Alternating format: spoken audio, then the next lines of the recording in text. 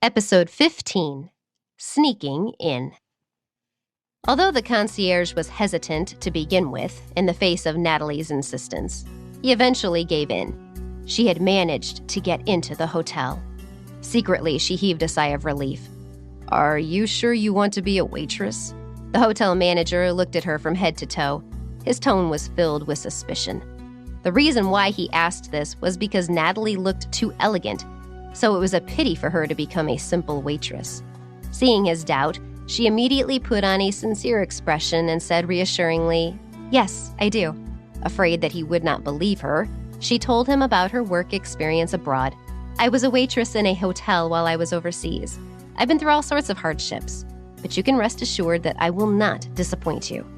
After she had been sent abroad, she had worked very hard in that first year in order to survive, especially during the winter when she was still pregnant. She would never forget the pain. The manager was impressed. He had thought she was just a young girl. He hadn't thought she'd been through so much. He couldn't help but feel a whole new level of respect for her, and he was also very satisfied with her experience. Without saying anything else, he offered her the job. "All right, you can come to work tomorrow." Natalie almost cheered, but instead, she coughed lightly to cover her excitement and thanked him over and over again. "Work hard. There's a lot of room for promotion here." He patted her shoulder. "Thank you." She looked around and asked tentatively, "Can I look around the hotel today?" He looked at her doubtfully. "I want to familiarize myself with the place first, so I can get to work faster when I come back tomorrow," she explained with a smile. When the manager heard her reasoning, he liked her even more. It was very rare for an employee to be so enthusiastic about their work. "All right, I'll find someone to show you around." He immediately called for a girl around Natalie's age. "Susan, this is our new waitress. Show her around and help her get familiar with the hotel." "Understood, sir." Susan smiled sweetly at Natalie, who quickly returned the smile. Natalie started thinking about ways to save her child. "Natalie," the manager said. Natalie was stunned for a moment before she realized that he was talking to her. "Yes, sir?" "The people staying on the top floor of this hotel are rich and powerful. You can't afford to offend them, so you must be careful." "Yes, sir," Natalie and Susan answered in unison. Then they looked at each other and smiled. After giving his instructions, the manager told Susan to find a set of work clothes for Natalie.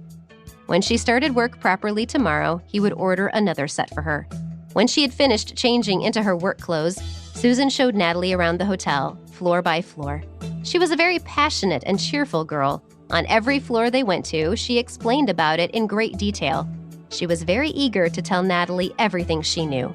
"The top floor of the hotel is the presidential suite, and the rest are business suites. The hotel is also equipped with swimming pools, bars, and other entertainment facilities." While Susan talked enthusiastically, Natalie seemed distracted. Her mind was filled with thoughts of how to find the hotel's surveillance room. That way, she could find out where Liam was. Seeing that she was a little preoccupied, Susan asked with concern, "Natalie, are you all right?" Natalie was startled for a moment before she shook her head with a smile. "It's nothing." Susan did not probe any further, but only said, "Then let's go upstairs and take a look." Natalie couldn't waste any more time.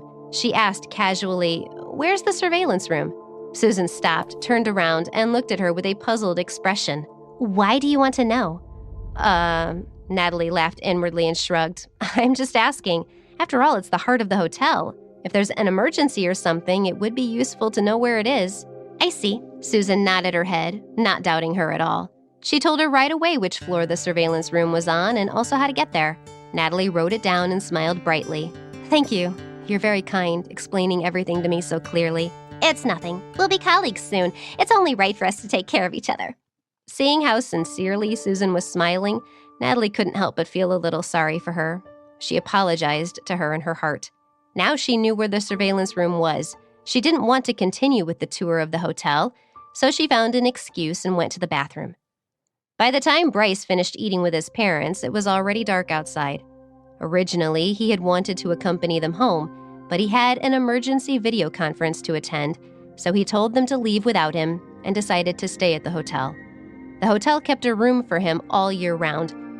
After the video conference ended, Bryce heaved a long sigh of relief. He raised his hand, took off his tie, and threw it aside. Then he got up and walked into the bathroom. Natalie sneaked up to the floor where the surveillance room was, then followed Susan's instructions to find it. But she had not expected the hotel to be so big. There were several corridors, and it did not take long for her to get lost. She couldn't tell which direction she was going in, let alone how to find the surveillance room. Helpless, she could only search slowly and hope that she would find it. After searching for a long time, she walked past an elevator. As she passed, the door opened with a ding sound. She quickly turned around and pretended to be looking for something. Out of the corner of her eye, she noticed someone coming out of the elevator. When she saw who it was, her eyes widened. How could she have run into Cheryl and Nick? Please don't let them see me, she thought to herself, and lowered her head even further.